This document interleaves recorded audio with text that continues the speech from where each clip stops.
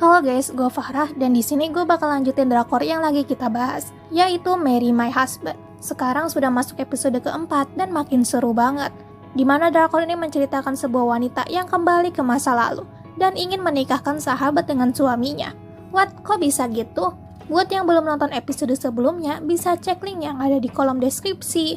Oke lah, kita langsung aja bahas episode 4 ini. Anho di sana langsung berteriak kalau dia ini pernah menaksir Jiwon dulu. Tetapi nggak jauh dari sana, Jiuk malah menelpon Jiwon, mengatakannya untuk pergi ke suatu hotel sekarang.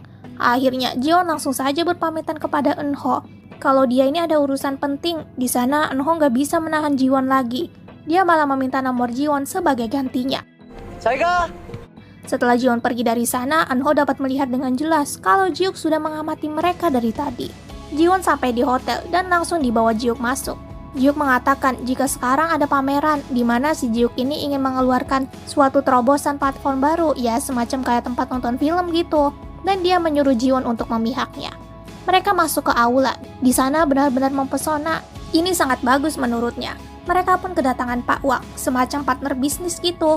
Pak Wang ini gak setuju banget, ngapain kita bikin kayak gini, tontonannya juga gak benar.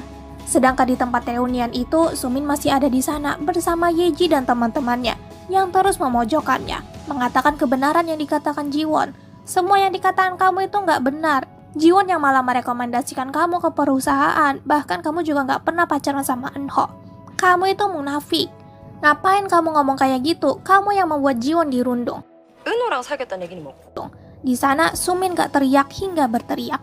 Kalian yang merundung, kenapa aku yang disalahin? Akhirnya, dia memilih buat pergi aja ke WC.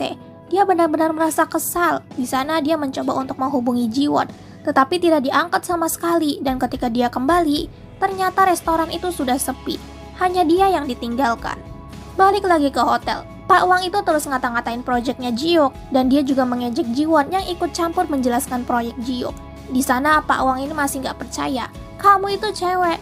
Tugas kamu itu cuma sebagai vas bunga, ibaratnya cuma sebagai hiasan doang gitu. Tetapi tentu saja Jiuk di sana marah karena menurutnya Jiwon ini adalah pegawai yang bagus. 곁에 둬야죠. Setelah pertemuan itu, Jiuk menawarkan Jiwon untuk makan sebentar. Jiwon setuju dan mereka langsung berkendara menaiki mobil. Mereka mengobrol ria bersama, sepertinya mereka berdua tidak canggung lagi. Beberapa kali Jiwon mendapatkan panggilan dari Sumin ataupun dari Mihwan, tetapi dia terus menolaknya. Hingga Jiwon mendapatkan SMS dari Eunho, membuat dia ini tersenyum. Jiwon bercerita jika Eunho itu adalah cinta pertamanya. Jiuk yang ada di sebelahnya itu merasa sedikit terganggu dan mengatakan, cinta pertama ya cinta pertama, itu cuma masa lalu, gak baik kalau kayak gitu terus. Hingga ketika mereka melewati lingkungan apartemen Jiwon, Jiwon dapat melihat dengan jelas Mihwan yang lagi jalan. Dia langsung saja bersembunyi. Tak lama kemudian dia lagi-lagi bersembunyi karena melihat Sumin. Itu membuat Jiuk terkekeh. Dan disinilah Mihwan bertemu dengan Sumin. Mereka berdua mendatangi apartemen Jiwon. Mihwan sudah mencoba untuk membukanya, tapi kok aneh, kok kata Sandi ini gak mempan sih? Gak bisa dibuka sama sekali. Sumin di sana malah menangis. Dia benar-benar ingin bertemu dengan Jiwon. Akhirnya, Mihwan mengajak Sumin ke restoran untuk makan dan minum sebentar. 아시잖아요. Di dekat jembatan, Jiwon dan Jiuk ini minum kopi. Jiuk ini sedikit menyinggung tentang pacarnya Jiwon, yaitu Park Mihwan. Tetapi di sana Jiwon ini tidak ingin menceritakan kehidupan pribadinya. Ya, Jiuk juga nggak masalah. Jiwon bilang dia berencana kalau dia ingin belajar bela diri. Ya tentu saja, kalau gitu gua aja ngajarin, kata Jiuk. Tetapi Jiwon ini malah menertawakannya. Dia sedikit kurang percaya kalau Jiuk ini bisa bela diri. Dan ketika Jiuk membuka kacamatanya, Jiwon malah nyeletuk dan bilang, kamu nggak nyoba pakai lensa kontak aja, kayak aku nih. Jiwon juga menceritakan kalau dia membuat suatu proposal. Jiuk malah memaksanya. Ya udah, ajuin ke aku aja. Apakah ini yang namanya jalur orang dalam? Jiuk bahkan mengantarkan Jiwon pulang dan malah mengatakan dia ini pengen ketemu lebih sering-sering gitu. Akhirnya mereka pun berpisah. Di dalam apartemennya, Jiwon melihat proposal desain milik Huyeon. Itu sangat imut sekali menurutnya. 그것도 좋은 생각인데. Di saat itu, Jiwon mendapatkan SMS dari Sumin, di mana Sumin ini merasa sedih sekali atas kejadian di reunian itu. Jiwon gak mau nelpon dulu, dia ngajak buat ngomong aja besok di kantor. Jiwon benar-benar berharap, udah sih dua orang itu cepat nikah aja, biar cepat beres masalah ini. Tak lama kemudian dia mendapatkan panggilan dari Eunho. Eunho begitu canggung dan mengatakan, kamu kenapa sih gak pernah ngomong sama aku gitu? Atau gak pernah nelpon? Di sana Jiwon cuman bilang, karena kamu sendiri kan yang menyuruhku untuk gak nelpon kamu sama sekali. Ternyata ketika di masa lalu itu, ketika Jiwon ini lagi kesemsem sama Eunho, mereka cuman berpapasan doang. Tetapi entah kenapa Eunho ini malah marah dan mengatakan, kamu itu jahat banget, aku gak mau ngomong sama kamu lagi. Jiwon mau melupakan masa lalunya aja, lagi pula mereka juga sudah dewasa. Tetapi Eunho di sana mau meluruskan, itu semua karena kamu yang menolakku, aku bahkan masih menyimpan surat penolakanmu. Jiwon langsung sadar dong, menolak surat, apa maksudnya itu? Jadi kamu nembak gua pakai surat? Eunho juga bingung, iya kamu juga membalas suratku kan? Dan menolakku dengan begitu keras, emangnya ada apa? Jiwon di sana mencoba tenang dan mengajak buat ketemuan aja nanti. Dia juga menyuruh buat membawa surat balasan yang dikatakan dari dia. Di pagi harinya, Sumin terus merasa nggak tenang, terus menunggu Jiwon. Dan ketika Jiwon datang, dia langsung menghipnotis semua karyawan di sana. Pakaiannya sungguh berubah. Bu Yang juga memuji dirinya yang cantik. Ya tentu saja, semua itu berkat Huyeon. Bahkan Park Mi Hwan di sana langsung mendekatinya dan memujinya. Dia ingin menyentuh Jiwon, tetapi Jiwon terus menghindarinya. Hingga di saat yang sama, Jiuk juga terpesona sampai menjatuhkan banyak sekali barang, bahkan menabrak orang. Sumin menawarkan untuk membantunya, tetapi Jiuk ini sama sekali tidak peduli. Dia malah berjalan ke arah Jiwon, menghalangi Mi Hwan. Dia dengan jelas mengatakan, kamu gak cocok pakai baju kayak gitu di kantor. 그 안경 벗은 걸 처음 봤어. Loh, kok gitu? Jiwon sadar Jiuk gak pakai kacamata lagi, pakai lensa sama kayak dia. Jiuk malah ngebales, iya sama kayak kamu kemarin. Loh, kemarin? Tentu saja Mi Hwan ini enggak.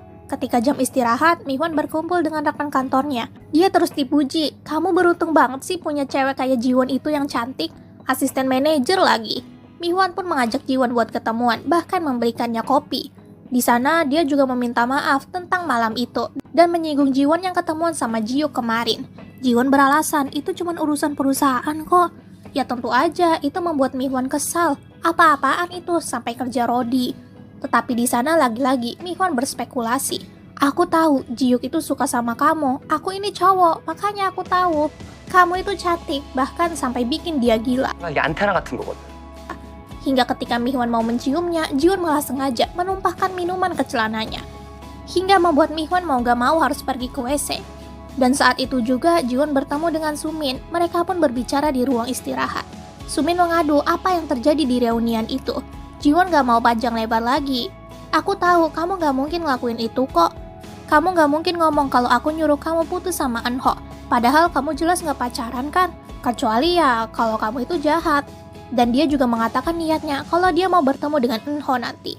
Yang langsung membuat Sumin sedikit kena mental.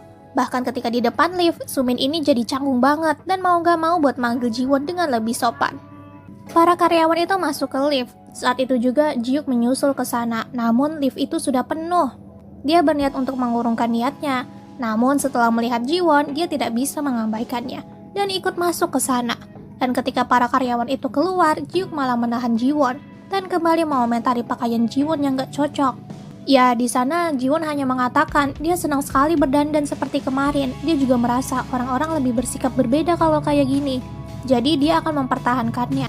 들이 절 대하는 태도도 Di sana Jiuk mengatakan, aku sedang ikutin saran kamu nih, aku pakai lensa kontak. Ya tentu saja, Jiwon di sana malah terkekeh dan mengatakan, sebaiknya kamu juga jangan terlalu formal pakaiannya. Itu langsung membuat Jiuk kepikiran dan langsung menelpon seseorang. Setelah selesai bertemu dengan klien, Jiwon berniat untuk pulang dengan bis. Dia selalu kepikiran dengan omongan Mi Hwan yang bilang Jiuk itu suka sama kamu. Jiwon sudah mulai baper, namun tak jauh dari sana dia melihat Huyeon yang keluar dari kedai dengan bersorak gembira. Diikuti dengan Jiuk yang menarik dirinya, bahkan membungkam mulutnya. Itu terlihat seperti memeluk Huyeon. Jiwon di sana sedikit terkejut. Apa ini? Apa yang aku lihat? Bahkan sampai di rumah pun dia jadi teringat dengan kehidupan sebelumnya, di mana Jiuk dan Huyeon ini terkena skandal dan mau gak mau Huyeon ini akhirnya dipecat dari kantor. Dia mulai sedikit kecewa. Jiuk udah pacaran sama Huyeon, apanya suka sama gua? Yang benar aja. Tetapi Jiwon ini sadar, Huyeon sudah menjadi temannya. Maka dari itu dia pasti akan mencegah Huyeon buat dipecat dari kantor. Dan disinilah Huyeon dan Jiuk datang ke kediaman kakek. Huyeon di sana begitu bersemangat dan kakek juga mendengarkan ocehannya. Bahkan sebelum pergi, Huyeon juga merangkul lengan kakeknya. Yang gak usah ditanya lagi, Huyeon bahkan memanggil Jiwon ini dengan oppa. Ternyata mereka ini bersaudara guys. Di sana sudah menunjukkan jam 2 dini hari, tetapi Jiuk malah menelpon temannya. si pengantar ayam, buat datang ke tempatnya. Dan ternyata di sana dia malah membanting temannya beberapa kali, karena dia ini mau tahu aja bela diri mana yang cocok buat diajarin ke cewek. Ji-Hyuk mandi dan ketika dia ngaca, terlihat jelas di dadanya itu ada tanda love yang sama seperti yang dikatakan Ji-won waktu itu. Di mana ayahnya itu suka sekali menggambar tanda love di uang. Ji-Hyuk duduk di sofa dan berbicara kepada si kucing. Dia mengatakan kalau Sumin dan Mi-hwan akan menjalin hubungan dan mengkhianati Ji-won bahkan membunuhnya. Apa yang harus aku lakukan? Loh, kok bisa tahu? Ternyata Ji-Hyuk ini juga mengalami kehidupan kedua, di mana ketika kematian Ji-won, dia datang untuk melayat. Di saat itu juga beberapa polisi ini datang dan langsung membokok Mi-hwan dan juga Sumin atas tuduhan pembunuhan.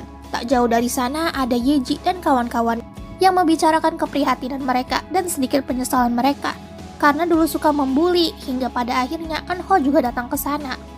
Dan Yeji langsung saja menyinggung, "Itu tuh mantan pacar kamu, si Sumin." Eun-ho bingung dong, "Gue gak pernah pacaran sama si Sumin." Ji-Hyuk mendengar semua itu dengan jelas. Dia menjadi kasihan dan menyesal atas apa yang dialami oleh Ji-won. Ketika dirinya berkendara, dia menghindari kucing dan menabrak pembatas jalan.